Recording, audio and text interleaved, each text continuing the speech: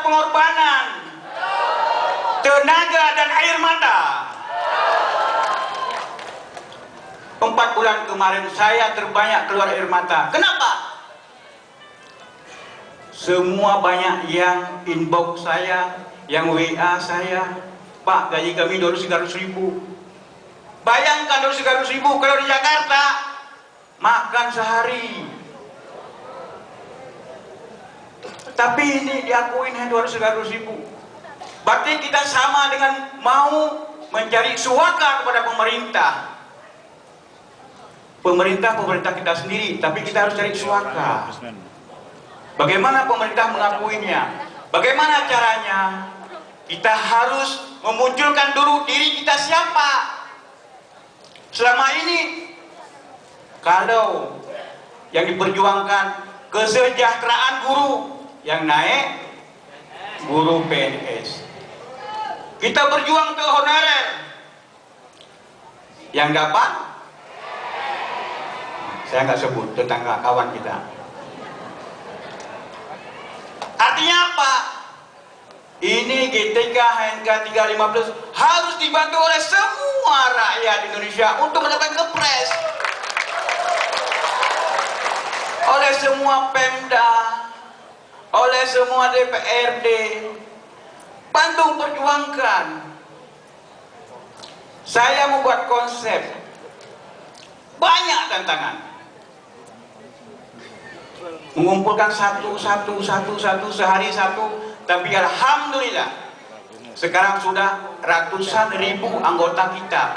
Walaupun beliau-beliau itu tidak hadir di sini, saya tidak pernah membuat organisasi khusus, tidak pernah membuat asosiasi khusus, dan saya katakan kepada teman-teman, hadir ke dinas supaya dinas mengakuin bahwa bapak-bapak itu karyawan dinas karena dari sekolah-sekolah swasta. Kalau dinas sendiri tidak mengakui sebagai karyawannya, sebagai bawahannya, anak-anaknya, bagaimana kita berjuang bagaimana kita berjuangkan kepres kalau dinas tidak mengakui? Dinas harus mengakui dulu. Dari sekolah-sekolah swasta, dari sekolah-sekolah negeri itu betul sebagai anak-anaknya yang dipekerjakan oleh dinas, walaupun SK-nya kepala sekolah, tapi namanya kepala sekolah tetap satu kop suratnya dari pemerintah. Dinas harus mengakui, tidak boleh lepas tangan. Jangan gara-gara ada memorandum tidak boleh PNS, jangan gara-gara tidak boleh ada PP yang tidak membolehkan merekrut honorer. Untuk sekolah negeri, dinas wajib bertanggung jawab. Apapun ceritanya. Kenapa? 10 tahun tenaga sudah dipakai. Yang berhak memperjuangkan bapak-bapak ibu semua bukan saya, tapi dinas masing-masing. Bukan saya. Hari ini mutu pendidikan nasional rendah sekali. Kenapa? Barometer pendidikan nasional sekolah-sekolah negeri itu mencatat. Barometer pendidikan nasional sekolah-sekolah negeri. Tapi guru honorer yang ada di sekolah negeri untuk upgrade ilmu ikut TPG atau LPMP atau ikut tes pretest boleh nggak? Gimana cara upgrade ilmu? Swasta dipermudah hanya dengan SK. Kepala sekolah atau yayasan bisa ikut TPG upgrade ilmu.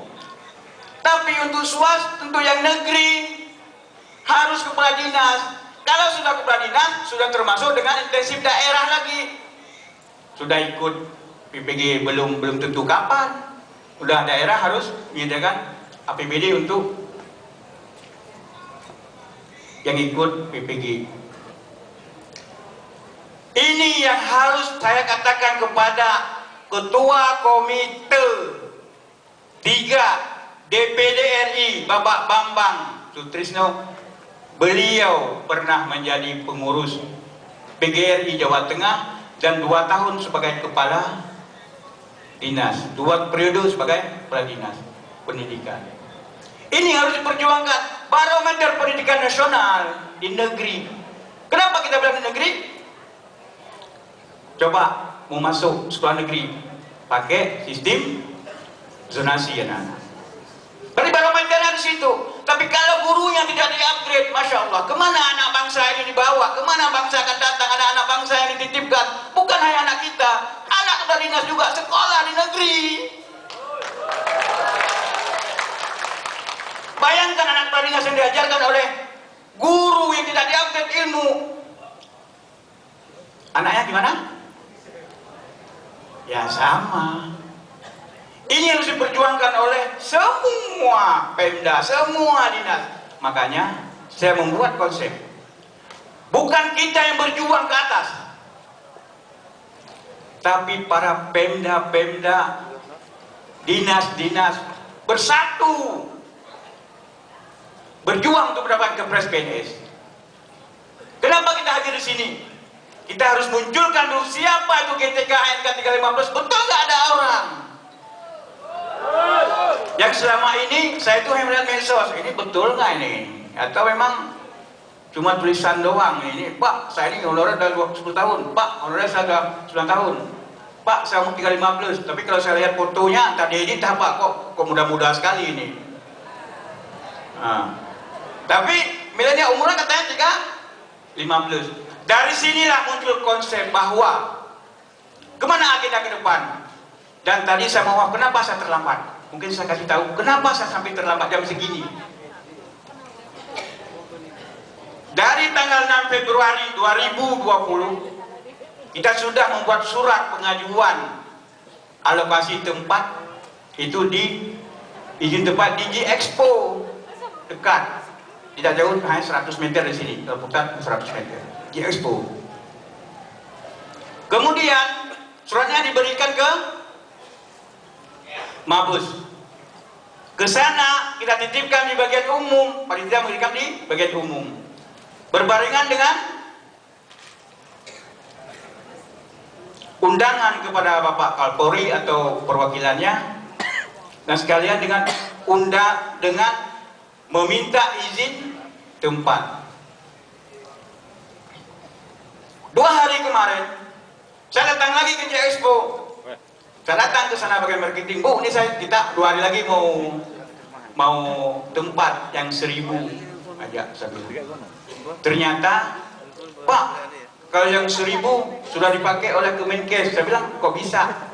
Ya, Kemenkes pesan 1 gedung. Wah, ini pasti PNS nih kalau kita yang nggak mampu. Ya, akhirnya saya inisiatif, ini saya harus pindah.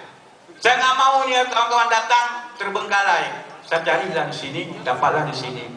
Kemarin saya mendapat surat dari gedung, tapi pihak kepolisian menelpon itu gedung kita izin belum sampai kepada beliau. Akhirnya saya itu follow up ke Mabes dari semalam, dari kemarin saya itu follow up itu gimana ini, di mana ini nyangkutnya. Sampai jam 7 pagi tadi saya masih di Mabes Polri follow up bapak-bapak agar aman di sini, jangan ada masalah.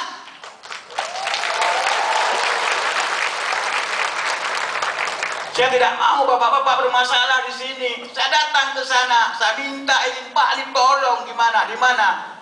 Namanya hujan, mungkin dan pastilah ada yang agak terlambat datang. Setelah di follow up kemana surat izin yang permohonan yang kita sampaikan jam 11.30,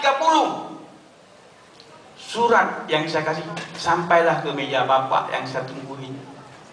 Pak, ini ya. Iya Pak, saya bilang. Iya betul itu. Dan dibaca. Waduh, saya baru terima. Saya bisa bilang surat terima jam 11.30. Alhamdulillah Pak. Yang penting Bapak sudah terima. Artinya saya tidak membuat suatu perkumpulan atau di sini keramaian ilegal. Saya nggak mau.